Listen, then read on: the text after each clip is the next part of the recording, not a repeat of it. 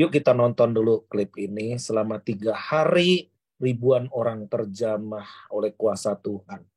Bukan hanya Kristen tapi yang Muslim juga.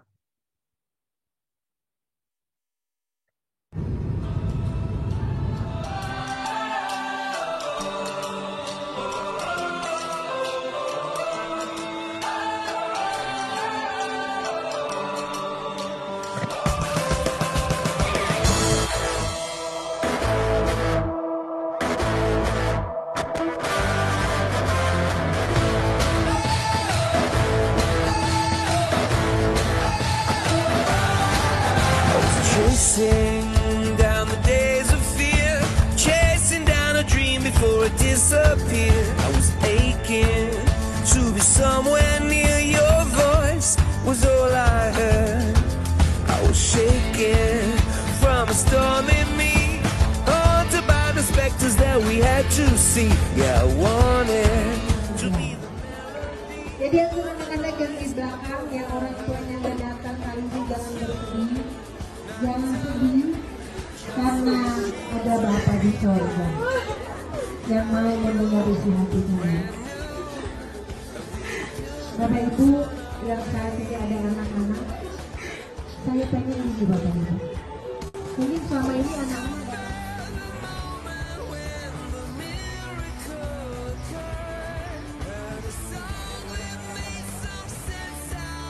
orang tua silakan. Tim LDMT juga boleh turun. Tempatnya doa buat anak-anak. The most beautiful sound on earth.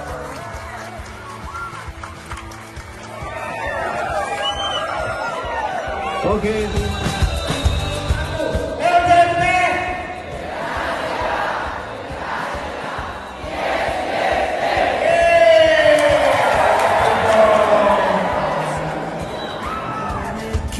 Religion so I can love and hate, music so I can exist.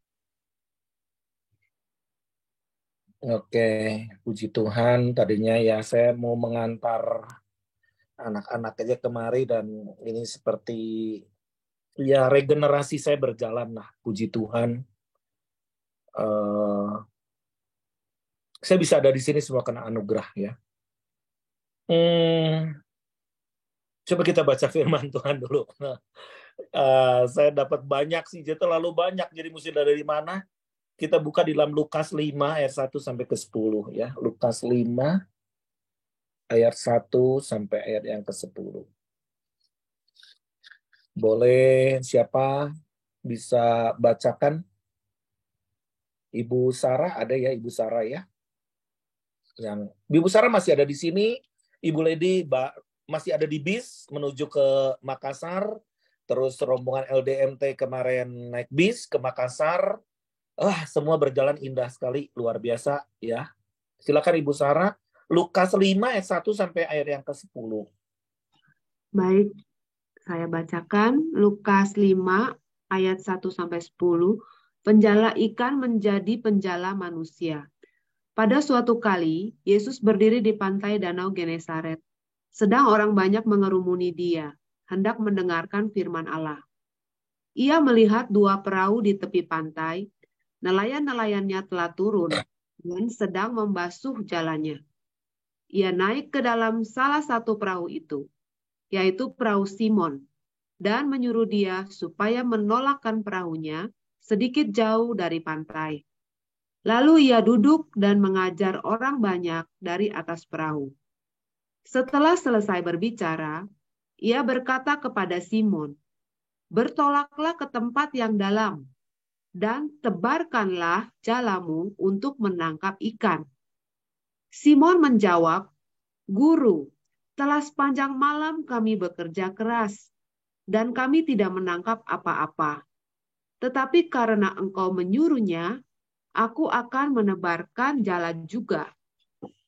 Dan setelah mereka melakukannya, mereka menangkap sejumlah besar ikan, sehingga jala mereka mulai koyak.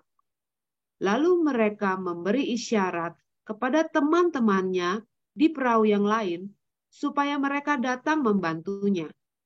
Dan mereka itu datang, lalu mereka bersama-sama mengisi kedua perahu itu dengan ikan hingga hampir tenggelam. Ketika Simon Petrus melihat hal itu, ia pun tersungkur di depan Yesus dan berkata, "Tuhan, pergilah daripadaku, karena aku ini seorang berdosa."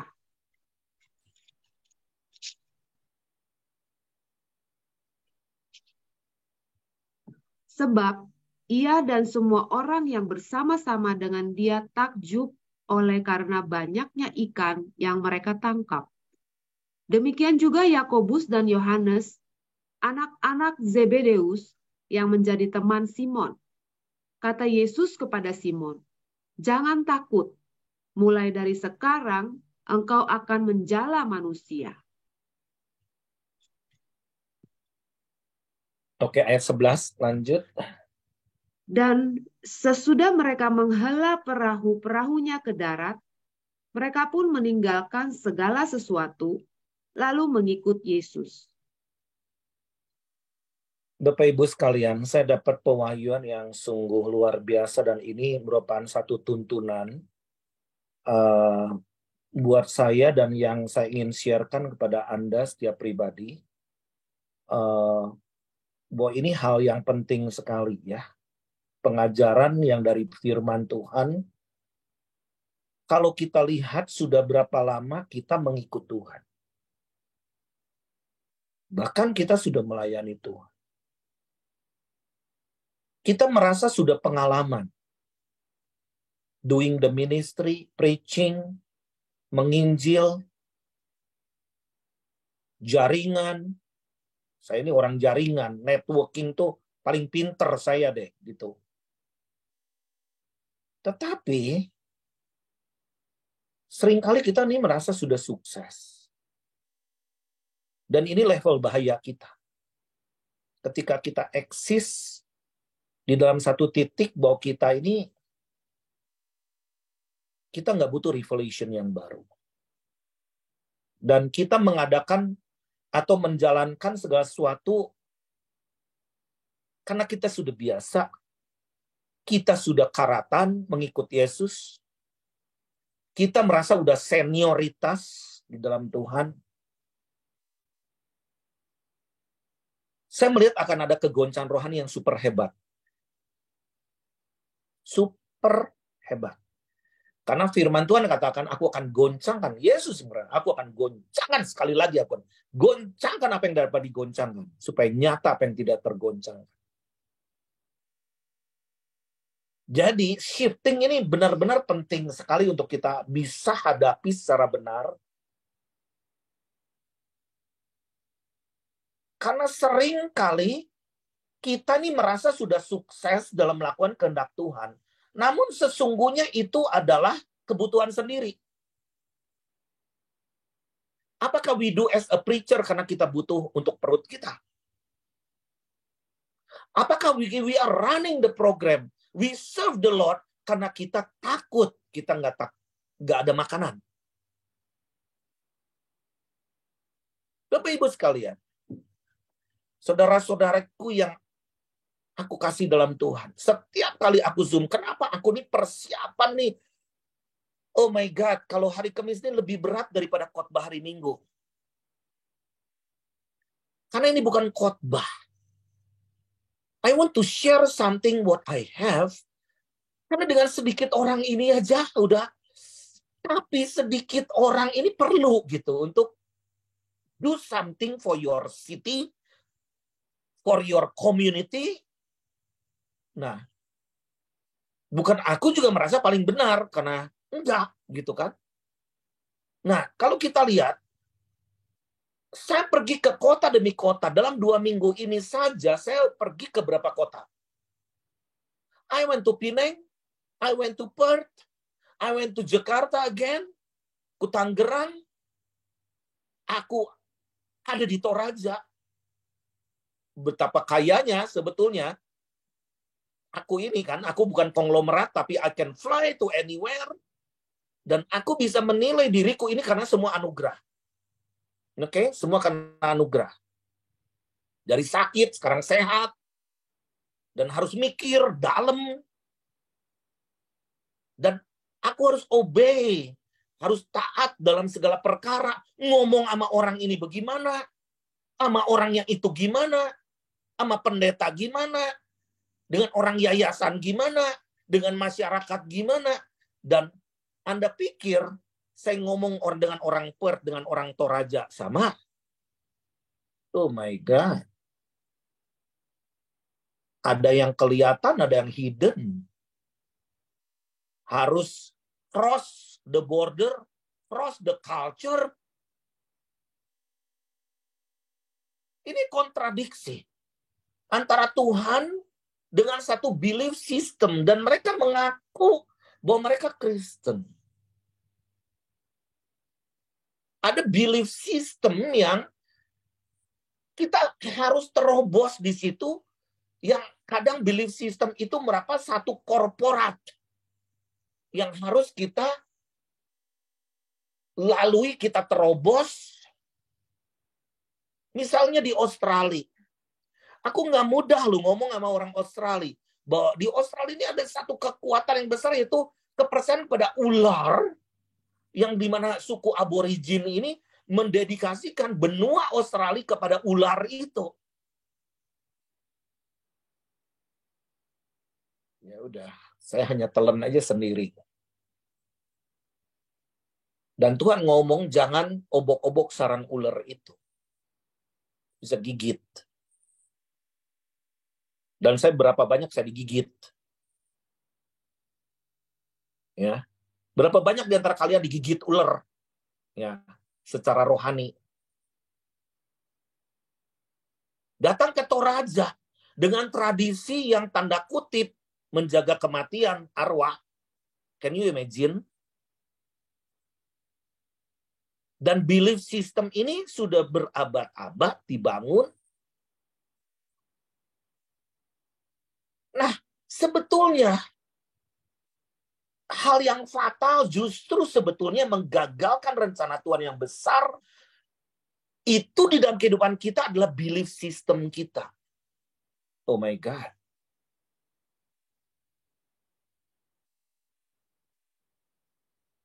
Saya menemukan banyak orang Kristen dari berbagai, saya di Perth ketemu dengan suku aborigin, dengan orang Indonesia yang Kristen, yang banyak perpecahan gereja-gerejanya, yang dikenal super banyak perpecahannya adalah gereja Indo. Ya, aduh kata saya bisa nggak kita rubah image sih?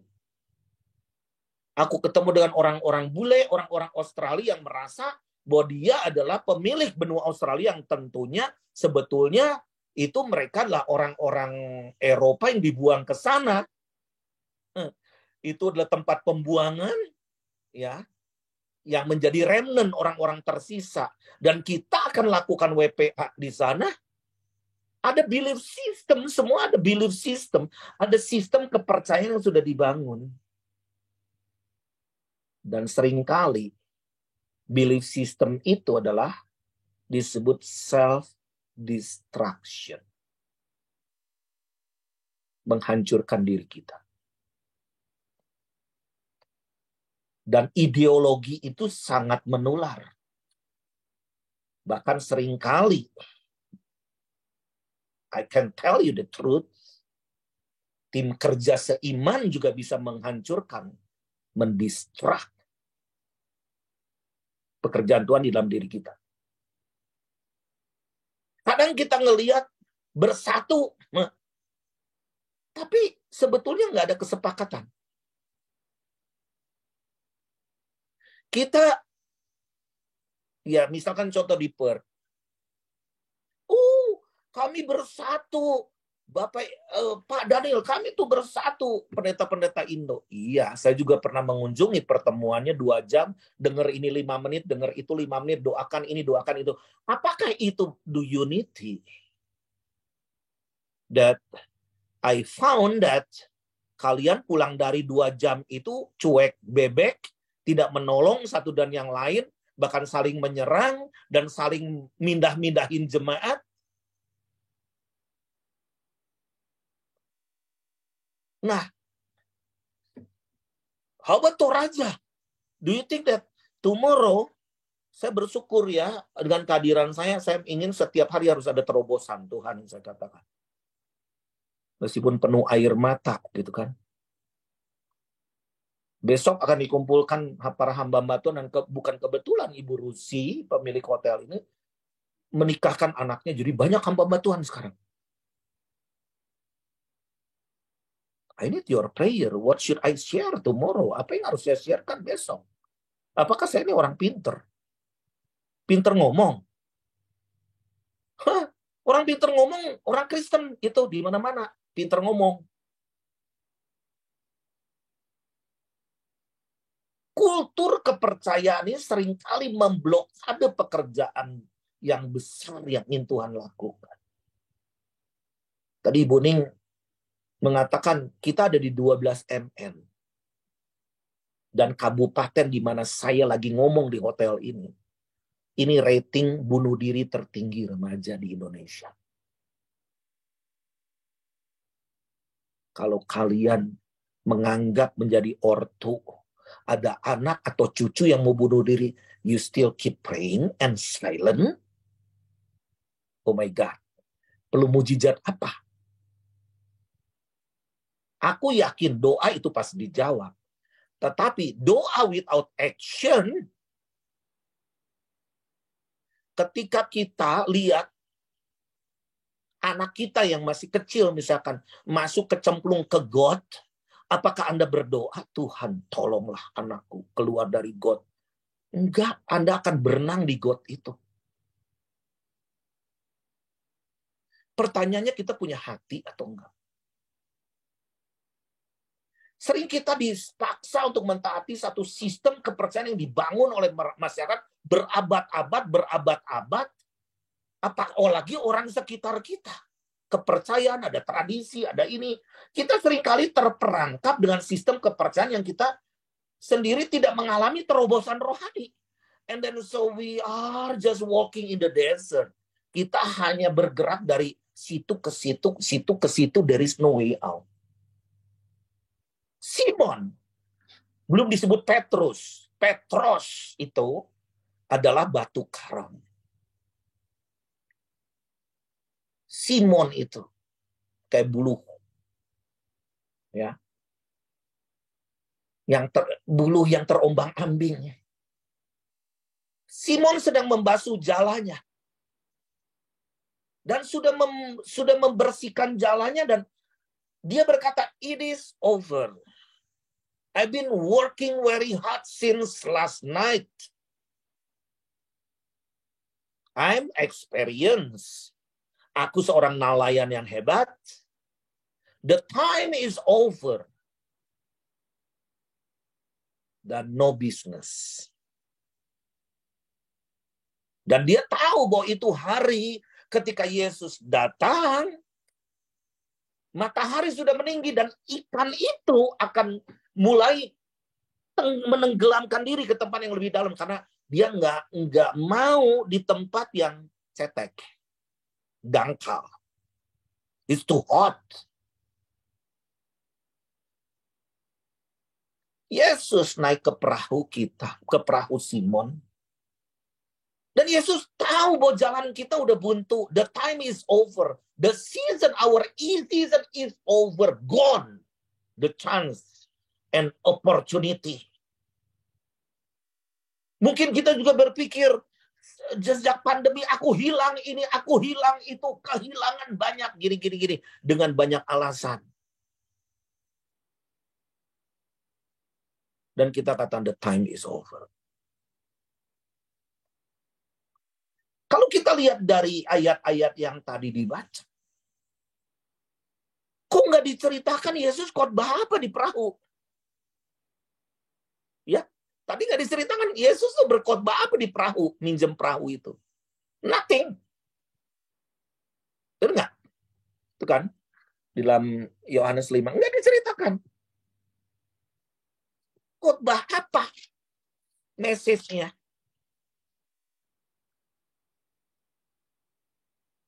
Itu karena apa? Sebetulnya Kita lihat di dalam Lukas 5, bukan Yohanes 5. Lukas 5 itu,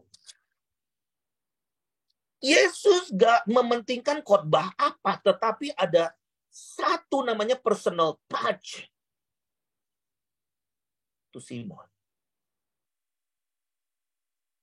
God wants to do the personal touch to me, to you, every one of you. Are you just a good Christian? Running as usual, selalu biasa begitu-begitu aja, nothing, and you udah berdoa begitu hebat, dan menjadi hamba Tuhan yang luar biasa, dan so on. Padahal kita sebetulnya orang gagal.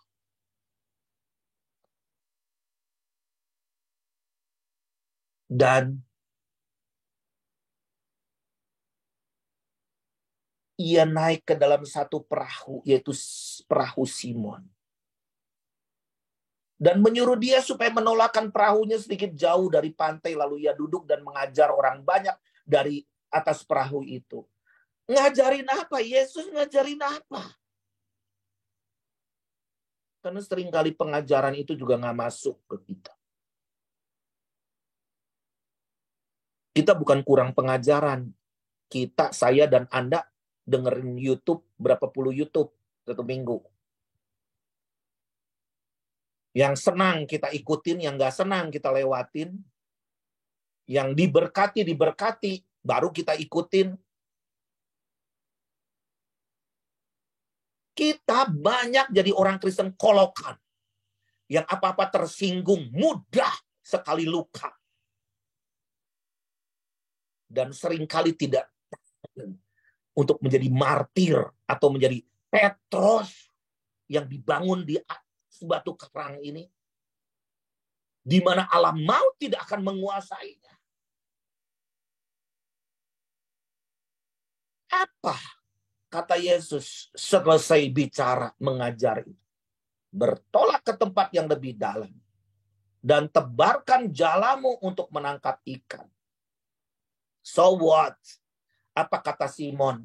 Oh, teacher, guru, telah sepanjang malam kami bekerja keras dan kami tidak menangkap apa-apa. Tapi because you talk to me, aku akan menebarkan jala juga. Jadi di bahasa Inggrisnya tuh dengan terpaksa aku lakukan. Because you talk to me. Dan setelah mereka melakukannya, mereka menangkap sejumlah besar ikan sehingga jala mereka mulai koyak. Lalu mereka memberi isyarat kepada teman-teman perahu lain. Help! Anda punya perahu. Anda punya net, punya jaringan. Tanpa Yesus koyak.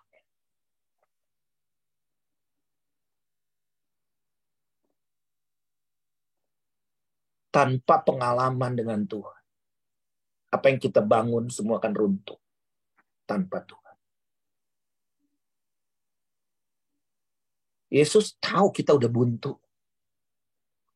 Tidak ada terobosan. Waktunya sudah, it's over. Saya nggak tahu nih, ya, saya kesaksian di Toraja ini vulgar banget. Saya pernah remaja mau bunuh diri. Aku pernah jadi pembantu rumah tangga. Aku anak orang kaya. Aku juga pernah jadi pembantu rumah tangga. Kaya, pernah bangkrut, pernah. Apa yang aku sombongin kalau aku lagi ada sekarang di Toraja? If I see every one of you, saya katakan, kalau aku melihat setiap kalian masih kecil-kecil, badannya kecil. Dulu saya badannya kecil juga, saya nggak pernah bisa gemuk. Ya. Sekarang gendut dikit, lumayan gitu kan. Bukan gendut dikit, gendut banget gitu ya. Nah, saya bersyukur karena dulu tuh saya ceking banget dan saya itu nggak sehat. Tapi ada orang tua yang memeluk, ada guru. I was alone at the time. Pernah gak mengucap syukur untuk ibumu, untuk papamu, untuk pengurus, untuk kepala sekolah, untuk guru. Saya melihat guru tuh perjuangan luar biasa. Sampai saya dengan anak-anak LDMP, jangan pulang tanpa PR, oke? Kataku. Ini kita mau kerjakan sesuatu, apa yang untuk kita lakukan untuk guru. Dengan honorer yang kecil begitu, hanya kurang dari 1 juta 1 bulan. Do you think that it is enough? Kita nih, udah kebanyakan ke restoran. Nah, apakah kalian mau berbagi? Satu perahu memanggil. Come, help. Kita mikirin pendeta terus. Padahal 5 jawatan harus diperhatikan. Ada nabi, rasul, pengajar. Ada gembala, ada guru. Guru itu jawatan, bukan jabatan. Kita juga harus perhatikan guru. Petrus punya jala, punya jaring, atau network. Network itu is all about unity. Petrus punya, Simon punya perahu. Tapi Tuhan punya laut. Kalian semua, saya ini sedang berlayar di atas laut. You don't know, I don't know, that in the deep of the sea. Dia tahu bagaimana untuk meng-create satu danau. Dia menciptakan setiap kita. How important Yesus itu melihat every one of us. Lebih dari ikan-ikan, lebih dari laut, lebih dari Galilea, lebih dari Toraja. Every one of you, handmade-nya Tuhan dibuat.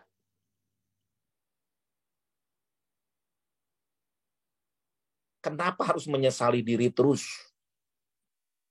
Kenapa kita hanya demanding? Setiap kita, God's creation, handmade-nya Tuhan. Sule dengan saya beda. Pak Diman dengan saya beda. Saya nggak bisa ngikuti kecerdasan Pak Diman di IT dan semua. Aduh, kadang ngiri loh Pak Diman. Aku pengen belajar ke YouTube. Setengah bulan kayak gimana. Duduk bareng dengan you. Different. So different. Everyone is unique. Kok Yesus mau ya rendah hati? Mau ke perahu itu.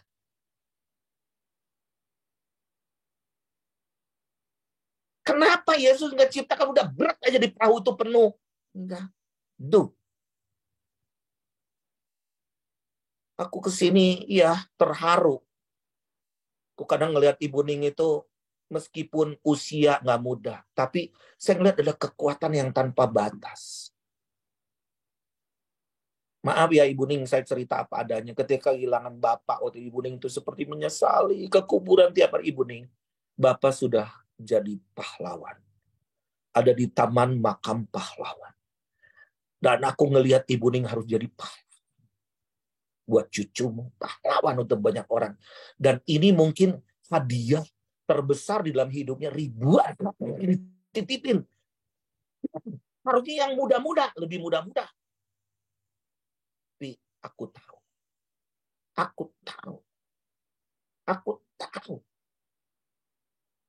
Tuhan katakan kepada dia, gembalakan domba-domba. Setiap orang tuh kenapa nggak mau melayani dengan segenap hati? Hitung-hitungan, tidak mau menggembalakan orang. Tuhan mau kita nih taat. Semua makhluk itu diciptakan oleh Tuhan untuk taat. Ikan-ikan pun taat. Si Simon nih akan nebarin jala. Lu datang, ikan-ikan datang. Kalau ikan aja nurut, sobat as. Tuhan menyuruh kita untuk berkolaborasi. Satu perahu nggak cukup. Lemparkan jala ke tempat yang lebih dalam. Tapi jala itu koyak. Jangan bergantung pada network kita. Saya katakan ketika anak-anak berhimpun, iya kita harus tolong Toraja, nanti kita hubungi ini anggota DPR yang kaya. Orang Toraja tuh nggak miskin-miskin, saya katakan. Tapi kita nih sekarang lagi harus berharap sama Tuhan. Ketika kita under grace, jangan mengharapkan orang kaya. Itu sama dengan jual diri. Whatever you have. You have network, you have jaring, engkau punya perahu kecil, sampan, Isi penuh dengan ikan. Dan kolaborasi, jangan sombong. Kita perlu perahu lain. Come, help. Ikan itu berbicara mengenai jiwa-jiwa. Zaman dulu, anak Tuhan tuh nggak pakai salib. Kalau salib itu sama dengan pembunuh. Salib itu berbicara mengenai kutuk. Tetapi zaman dulu, lambang kekristenan itu ikan. Fish. Tujuan Tuhan sama dengan kepada Simon, dengan kepada setiap kita. What do you have? Sistem? Perahu Anda apa? Business, ministry, network, gereja, my home. Apa artinya kalau nggak ada ikan? Tuhan ingin mengubah kita menjadi penjala manusia. Penjala manusia. Ada peristiwa kedua di dalam Yohanes 21. Ini lebih luar biasa. Di dalam Yohanes 21, ini peristiwa yang sama. Di dalam Yohanes 21 ayat 10 kata Yesus kepada mereka, bawalah beberapa ikan yang baru kamu tangkap. Simon Petrus naik ke perahu menghela jala itu ke darat. Penuh dengan ikan-ikan besar, 153 ekor banyaknya, dan sungguh pun sebanyak itu jala itu tidak koyak. So different. So what is the different? Kok ke Simon lagi? Dan kenapa kehitung 153? Karena arti 153. Ani Elohim, inilah aku. What do you see in the fish? Apa yang kita lihat dari ikan itu? Ada wajah Tuhan. Inilah aku. Tuhan bisa lakukan pertobatan. Berikan aja gempa bumi hebat. Tobat. Tapi Tuhan sekarang ini mau menyuruh kita tebarkan jalan ke tempat yang lebih dalam. I love you. I want to use you. Akulah Tuhan. Ani Elohim. Jala itu tidak koyak. Kenapa? Di dalam ini. Karena yang kedua, peristiwa kedua itu Yesus sudah bangkit. Roh Kudus dicurahkan. Petrus jadi martir. Tuayan masih banyak. Dan aku melihat bagian daripada Toraja. Aku nggak ngelihat ini tuayan. Tapi aku melihat nih benih. Ketika aku naik perahu naik kapal kecil, pesawat kecil dari Makassar ke sini, aku berdoa Tuhan, apa sih sebenarnya tunas Daud? Apa tunas Daud gimana itu sebenarnya? Baru saya ngelihat di sini anak-anak kecil, anak-anak itu benih. Dan aku harus cetak mereka jadi misionaris. Anda bagian besar dari hidupku. Ketika aku kehilangan anakku, Reza, saya katakan Reza, you are gone. Dan kamu jadi benih yang mati. Berikan aku 1 juta Reza baru. Dan aku ingin mengirim 30.000 misionaris. Dan udah berjalan. Juli dari Karo 300. Ini 300. Dari 300 ke 3.000. Can you imagine? Tahu arti 3.000? Ini di Southern Step.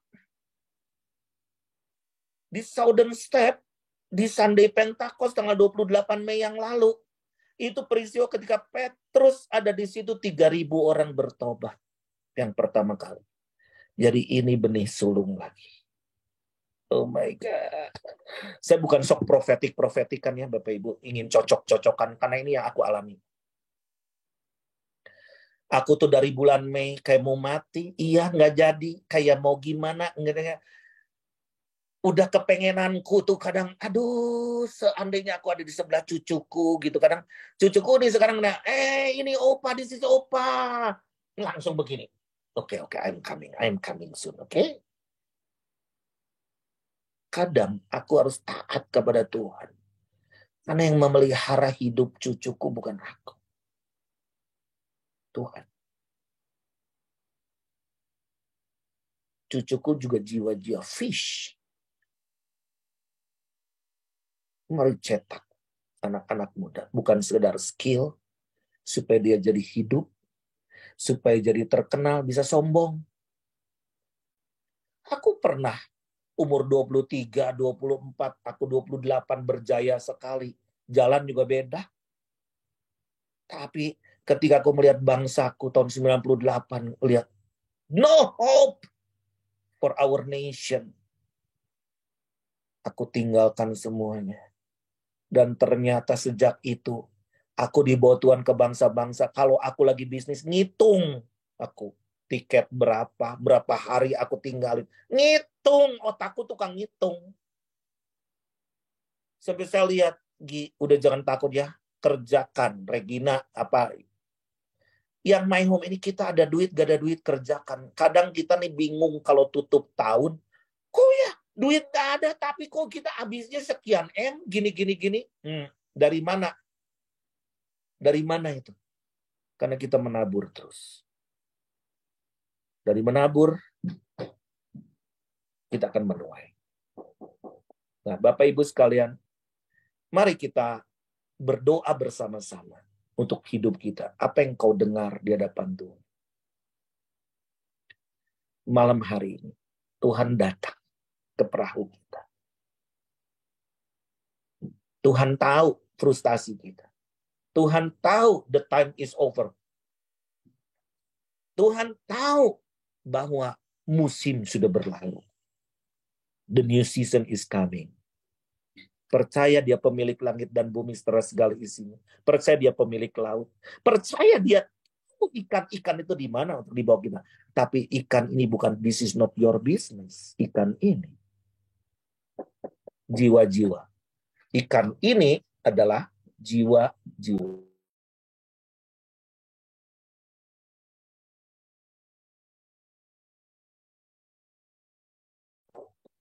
Oke, jadi ini adalah satu hal di mana panggilan untuk setiap kita.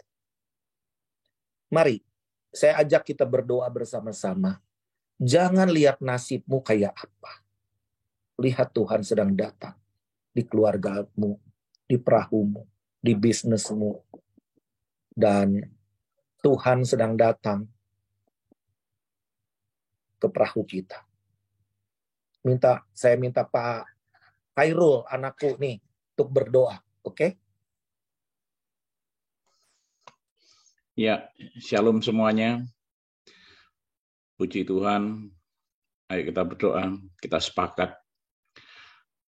Bapa Surgawi yang aku sembah di dalam nama Tuhan Yesus Kristus, kembali mengucap syukur Bapa. Kami melihat jiwa-jiwa yang di sana, di luar sana. Ikan-ikan yang bergeletakan itu Tuhan Yesus. Kita kekurangan pekerja Tuhan Yesus. Tuhan Yesus, urapi setiap kami, supaya kami peduli akan jiwa-jiwa itu. Ampuni segala dosa dan kesalahan kami ketika kami tidak memperhatikan jiwa-jiwa kami. Tuhan Yesus, hamba-Mu bersyukur setiap minggu Kau kirim jiwa-jiwa ke tempat hamba-Mu di tempat ini. Itu terbukti bahwa kasih-Mu itu sungguh melimpah. Engkau tidak menginginkan satu orang pun binasa, melainkan beroleh hidup yang kekal.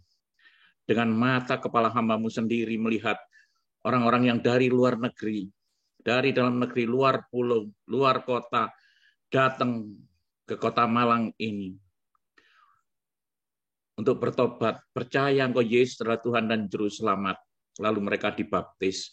Setelah dibaptis, hamba punya kerinduan, Bapa, supaya anak-anak yang habis dibaptis ini, ada orang-orang yang peduli merawat mereka, memuridkan mereka, biar mereka mengenal Engkau lebih. Jangan sampai mereka tertolak setelah dibaptis. Karena firman mengatakan umatku binasa karena tidak mengenal aku. Tuhan Yesus, mereka bukan didik di gereja, tapi didik di marketplace. Kekristenan itu bukan cuma hari Minggu, tetapi Senin sampai Sabtu sampai Minggu. Dari hari ke hari, dari waktu ke waktu. Itulah bukti kekristenan kita bahwa kita berbuah dan orang lain yang menerima berkat buahnya itu dan menikmati buahnya itu, Tuhan Yesus. Terima kasih malam hari ini yang indah ini kami boleh berkumpul di tempat ini, Tuhan Yesus. Kami sepakat, kami mau terima suaramu itu, Tuhan Yesus. Bahwa kami mau peduli sesama. Kekristenan itu diselamatkan untuk menyelamatkan, dipulihkan untuk memulihkan, diberkati untuk menjadi saluran berkat. Benar, Tuhan, benar Yesus. Tuhan Yesus, hamba-Mu sepakat angkat tangan dengan Papi Daniel Panji, Tuhan Yesus, yang malang melintang memberitakan Injil keselamatan itu dan Engkau segera datang. Datanglah Tuhan Yesus dengan segera, kami siap Bapa. Tetapi hamba menangis ketika lihat anak-anak-Mu yang belum siap Bapak. Jangan sampai anak-anak-Mu tertolak kalau Engkau sudah menyelamatkan hamba-Mu. Selamatkan mereka juga. Itu kerinduan kami Bapak. Kau beri kasih karunia kesempatan untuk kami berbuat apa yang sesuai dengan kehendak-Mu Bapak. Malam hari ini hati hamba-Mu ini tergerak tadi buka Zoom. Hamba-Mu ingin apa yang Kau bicarakan, apa yang ada di isi hati-Mu Bapa, untuk aku kerjakan bersama tim My Home ini Tuhan Yesus. Kami mau bergandengan tangan, tidak ada yang hebat di antara kami, yang hebat hanya Engkau Yesus. Karena kami tahu segala sesuatu dari Engkau, untuk Engkau, kepada Engkau, dan bagi Engkau lah segala kemuliaan Bapa. Bapa, ini aku, ini anak-Mu, ini semua umat-umat-Mu yang Kau kasih. Utuslah kami Bapa. Kami mau bergandengan tangan, kami mau bersatu hati. Bapak, hamba-Mu sudah melihat ketika hamba-Mu pelayanan di luar sana. Banyak orang-orang yang katanya orang Kristen tapi tidak bersatu, Bapak. Mementingkan gerejanya, mementingkan organisasinya. Tidak mementingkan jiwa-jiwanya. Dia mementingkan organisasinya untuk mendapatkan sesuatu, Tuhan Yesus, yang berkenan di muka bumi ini. Itu semua yang kami lihat itu semua sia-sia, Bapak. Hanya perkenanan-Mu, Bapak. Bapak, urapi setiap kami, mampukan setiap kami, pakai setiap kami untuk menjadi alat kemuliaan. Aku berdoa untuk anak-anak-Mu di My Home ini selalu bergandengan tangan, kemuliaan, mujizat-Mu Kau nyatakan dalam kehidupan setiap kami. Dan kami berdoa sepakat Tuhan Yesus untuk Indonesia, Tuhan Yesus. Dari Sabang sampai Merauke, Pulau Miangas sampai Pulau Rote, satukan lagi hamba-hamba Tuhan ini. Hamba-Mu tidak menginginkan perpecahan. Perpecahan itu kami tolak, kami katakan dalam nama Tuhan Yesus.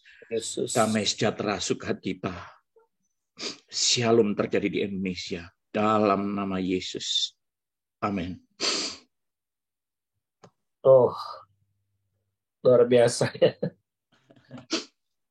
Ya, kita rasakan hati Tuhan. San, aku nanti mau ke Malang ya. Aku mau berdiam aja di sana. Aku ngelihat bagaimana pekerjaan Tuhan melalui dirimu tuh dahsyat juga. Ini, Mbak Ping, kemarin itu ada teman yang 20 tahun enggak ketemu dengan saya, lebih 20 tahun lebih. Dia sama-sama penjahat dengan saya.